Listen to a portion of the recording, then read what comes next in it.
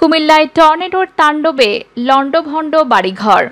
কুমিল্লার ১৪ গ্রামের টর্নেডোর আঘাতে ইউনিয়ন স্বাস্থ্যকেন্দ্র, মসজিদ, মাদ্রাসা ও অসংখ্য ঘরবাড়ি লণ্ডভণ্ড হয়ে গেছে। এ সময় ঢাকা-চট্টগ্রাম মহাসড়কের ওপর উপড়ে পড়ে অসংখ্য গাছ।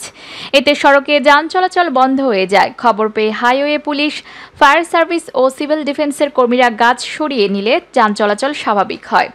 শুক্রবার বিকেলে উপজেলার ঘোলপাশা ইউনিয়নের আমানগন্ডা ও শালুকিয়া গ্রামে এই তাণ্ডব চলে। স্থানীয়রা জানান, শুক্রবার বিকেল ৩টা থেকে থেমে থেমে বৃষ্টি হচ্ছিল। হঠাৎ দমকা হাওয়া শুরু হলে মুহূর্তের মধ্যেই অসংখ্য ঘরের চাল, স্বাস্থ্যকেন্দ্র, মসজিদ ও মাদ্রাসা লণ্ডভণ্ড হয়ে যায়। এছাড়া ঢাকা-চট্টগ্রাম মহাসড়কের পাশে থাকা গাছ পড়ে যান চলাচল বন্ধ হয়ে যায়। Gholpasha UP chairman A K Khokon জানান, শালুকিয়া গ্রামে অবস্থিত ইউনিয়ন পরিবার কল্যাণ কেন্দ্রের ওপরে ঢেউটিন পড়ে যায়। স্থানীয় একটি মসজিদ ও মাদ্রাসা সম্পূর্ণ ভেঙে যায়। খবর পেয়ে সঙ্গে সঙ্গে আমি এলাকা পরিদর্শন করি। যারা ক্ষতিগ্রস্ত হয়েছেন তাদের তালিকা তৈরি করা হচ্ছে।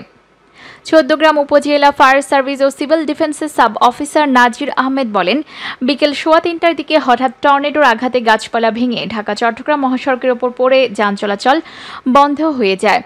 ফলে ফায়ার সার্ভিসের কর্মীরা ঘটনাস্থলে গিয়ে পড়ে থাকা গাছ সরিয়ে নিলে যানবাহন চলাচল স্বাভাবিক হয়।